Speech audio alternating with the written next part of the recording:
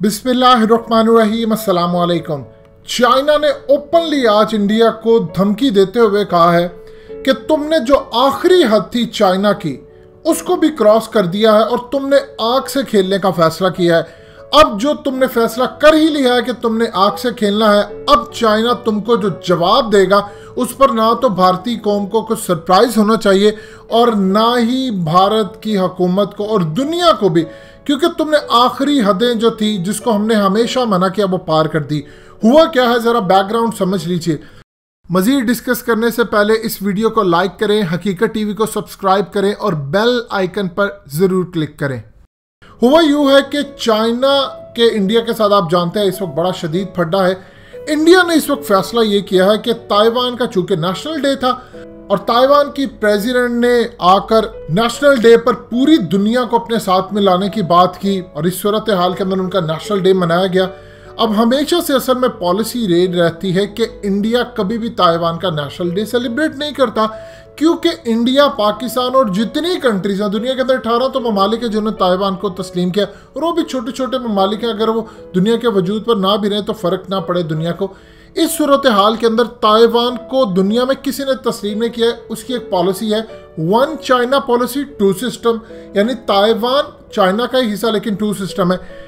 पाकिस्तान भी इसलिए तस्लीम नहीं करता। अब इंडियन मीडिया ने असल में सूरत हाल ये पैदा हुई कि इंडिया की सरकार ने इंडियन मीडिया को कहा कि इस दफ़ा आपने पूरी कैंपेन चलानी है ताइवान के नेशनल डे की। अब इंडिया ने यही काम किया। उनके मीडिया ने जब ये काम किया तो उस वक्त चाइना ने स्ट्रांगली रिएक्ट किया और कहा कि ये आप बंद कर दे, जिस पर ताइवान ने चाइना को जवाब दिया गेट लॉस्ट। ये उनके मीडिया के अंदर बात आई कि गेट लॉस्ट, दफा हो जाओ तुम अगर इंडियन मीडिया को रोक रहे हो। और इंडियन मीडिया ने जरा आपकी स्क्रीन पर देखिए क्या चल रहा है। इन्होंने अपने अखबारात में हर जगह पर बड़े बड़े पोस्टर्स, बड़े बड़े एड्स, बड़ी बड़ी सेलिब्रेशन के लिए लगा दिए ताइवान का नेशनल डे और ओपनली इन्होंने मनाया। मामला शायद यहाँ रुकता तो ठीक था, लेकिन उसके बाद इंडिया ने जो काम शुरू किया, बीजेपी के लीडर तजिंदर पाल सिंह बग्गा, इन्होंने बीजेपी के कहने पर चाइना की एम्बेसी जो न्यू दिल्ली के अंदर है उसके इर्द गिर्द, उसकी रोड पर, सड़कों पर और उनकी गली पर हर जगह पर सैकड़ों के हिसाब से, ये आपकी स्क्रीन पर चले हैं, ये पोस्टर इन्होंने लगा दिए और पोस्टर के अंदर ताइवान को मुबारक दी गई, ताइवान हैप्पी नेशनल डे। इस सूरत हाल पर ताइवान में जश्न मनाया जाने लगा कि इंडिया इस लेवल पर हमें मुबारक दे रहा है, ये तो पहले कभी नहीं करता था। चाइना को यह बात हजम नहीं हुई। चाइना ने गुस्से का इजहार किया और अब उन्होंने धमकी दी। उन्होंने कहा कि इंडिया ने यह पोस्टर लगाकर उनके जो लीडर हैं, असल में उन्होंने कहा यह हुकूमत की जानिब से काम सारा हुआ है और मीडिया के अंदर हमने जब इनको रोका तो इनकी हुकूमत हमें कहती है कि फ्रीडम ऑफ प्रेस पे यकीन करते हैं, जबकि इनके अंदर तो कोई मोदी के खिलाफ प्रॉपरली बात नहीं कर सकता। फिर उन्होंने कहा कि अब इंडिया ने कर दी है हर हद क्रॉस, और हर हद क्रॉस करने का मतलब है कि चाइनीज एम्बेसी ने 7 अक्टूबर को जो इंडिया के मेन स्ट्रीम मीडिया को ईमेल्स की थी और कहा था कि आप अगर लॉन्ग टाइम पोजीशन जो आपने अपनाई रखी है वन चाइना पॉलिसी, उसको अगर ब्रेक करेंगे तो ये डिप्लोमेटिक रिलेशन की धज्जियां उड़ जाएंगी। और याद रखिएगा उसके बाद फिर इंडिया और चाइना के दरमियान जो लड़ाई है वो मजीद आग पकड़ेगी और हम इसका इंडिया को बहुत बुरा जवाब देंगे। 7 अक्टूबर को ईमेल करने के बावजूद उन्होंने इस पर कोई कान नहीं धरे क्योंकि मोदी का हुक्म था। अब इसके बाद आप ये देखिए कि उन्होंने पूरी तरह पोस्टर्स लगा दी, कैंपेन चलाई और ताइवान को मुबारकबाद देते रहे। ताइवान के मामले के ऊपर याद रखिएगा चाइना पॉलिसी क्या रखता है। चाइना की पॉलिसी ये है कि उसको पूरी दुनिया को भी आग लगानी पड़े, यानी कोई तीसरी जंग अजीम करनी पड़े वो कर देगा, लेकिन वो ताइवान को हैंड ओवर नहीं करने देगा। अब असल में चाइना का प्लान ये है कि वो ताइवान पर कभी ना कभी हमला कर दे और उसको अपने अंडर करे। पहले उन्होंने प्लान किया था 2050 तक ताइवान को अपने अंडर वापस ले आएंगे, लेकिन अब उन्होंने फैसला किया एज सुन एज पॉसिबल। हालिया ताइवान और चाइना की लड़ाई है। अमेरिका ने कहा है कि अगर एक गोली, एक चीज भी चली ताइवान के खिलाफ तो अमेरिका और चाइना की जंग शुरू हो जाएगी, क्योंकि अमेरिका इस पर बाज नहीं रहेगा। चाइना ने कहा है कि हमारी मिलिट्री अब जवाब देगी इंडिया को, और असल में अब ये करने जा रहे हैं कि इंडिया ने जलती पर तेल छिड़क दिया। ये असल में अब सिक्किम जो इंडिया का इलाका है जो तिब्बत के साथ लगता है, अब ये पूरी की पूरी तरह उसको कैप्चर करने जा रहे हैं। पहले ये थे अरुणाचल प्रदेश की हद तक, अब ये सिक्किम और 8 रियासत तोड़ने के लिए हर जगह आगे होंगे। देखिए ताइवान के मामले के ऊपर दुनिया ने कभी भी ताइवान को चाइना पर प्रेफर नहीं किया, हमेशा चाइना ने डोमिनेट किया। लेकिन इस दफा इंडिया और अमेरिका जो काम कर रहे हैं इस पर उन्होंने कहा कि अब हम छोड़ेंगे नहीं। अब हम बताएंगे इंडिया को, ये पहले काम ये करने जा रहे हैं कि अगर इनको कश्मीर पर भी हमला करना पड़े आजाद करवाने के लिए, अब ये करेंगे। अब ये कश्मीर पर हमला करेंगे, इंडिया की फौजों को वहां से निकालेंगे और उसको आजाद कराने के लिए एड़ी चोटी का जोर लगा देंगे।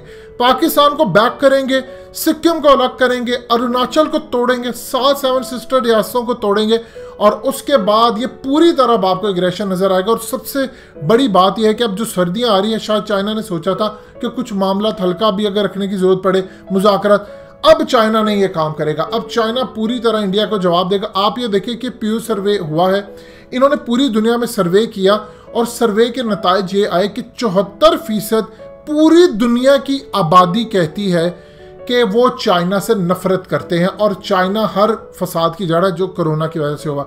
उसके बाद 61% अमेरिकन ये कहते हैं कि चाइना ने सही तरह इसको हैंडल नहीं किया, इसलिए हमारे मुल्कों में फैला। चाइना ये कहता है कि पूरी तरह अमेरिका समेत पूरी दुनिया के मीडिया ने, खुफिया ताकतों ने चाइना को सुपर पावर से बनने से रोकने के लिए जो कैंपेन चलाई, जो जहर उन्होंने घोला अपने लोगों के माइंड्स में, जिसके अंदर इंडिया भी शामिल है, उसका असर अब आता हुआ नजर आ रहा है। जो कि वो कहते हैं कि पूरी तरह पूरी प्लानिंग के साथ ये किया गया। अब इसके बाद चूंकि पूरी दुनिया में दूसरी लहर आ रही, इन्होंने बंद करना है पूरा मुल्क, फिर दुनिया चाइना के खिलाफ होगी। और चाइना इस लम्हे के ऊपर, याद रखिए वो बात, चाइना भूला नहीं है। उन्होंने कहा है कि अमेरिकी फौज यहां पर आई थी, वो ये कारनामा करके गए। उन्होंने पूरी डॉक्यूमेंट्री, एविडेंस, सबूत सब तैयार रखे हैं, वो किसी भी वक्त रिलीज कर सकते हैं। इंडिया ने ऊपर से ताइवान को पूरी तरह एक्सेप्ट करने का फैसला किया। अब असल में अगर इंडिया किसी भी तरह समझ ले, जो चाइना ने कहा कि तुम हमें पता ताइवान कार्ड खेलने जा रहे हो, तुम तिब्बत कार्ड खेलने जा रहे हो, हम तुम्हें ऐसा जवाब देंगे कि अब तुम्हारी कौम सरप्राइज ना रहे। ये जवाब क्या है? जाहिर सी बात है, मिलिट्री एक्शन, या वो किसी इलाके पर कब्जा करके कहें लो अब हमने कब्जा कर लिया, या उनके 400-500 फौजी मार दें, या तोदे गिरा दें, या कोई 10-12 हज़ार फौजी उनके भड़का दे और फिर कहे अब तुम्हें जवाब दिया, अब तुम अपनी हदें क्रॉस ना करो।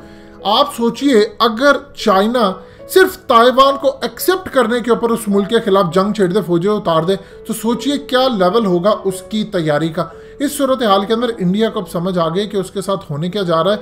लेकिन इंडिया ने अपने पैरों पर खुद ही कुल्हाड़ी मार ली है। ये चाइना चूंकि ऑलरेडी उनके अंदर घुसा हुआ, 38,000 स्क्वायर किलोमीटर तो ओपनली राजनाथ सिंह कह चुके हैं, 60,000 स्क्वायर किलोमीटर से ज्यादा की जगह वैसे वो ले उड़े। तो लिहाजा इस सूरत हाल के अंदर इंडिया की तैयारी नहीं, चाइना की तैयारी है।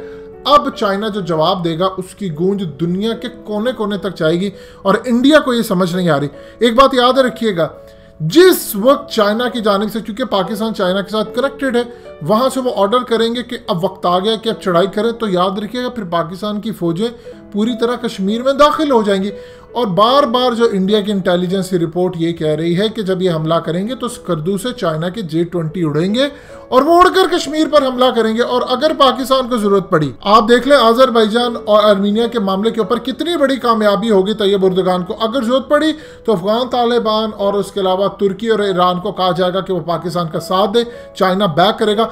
अगर चाइना के बैक करने पर रशिया S-400 ईरान को देने के लिए तैयार है, तो सोचिए चाइना पूरी दुनिया को बैक करेगा, पाकिस्तान के साथ शामिल हो जाओ, चढ़ाई कर दो इंडिया पर, तो आप सोचिए फिर इंडिया का क्या हाल होगा।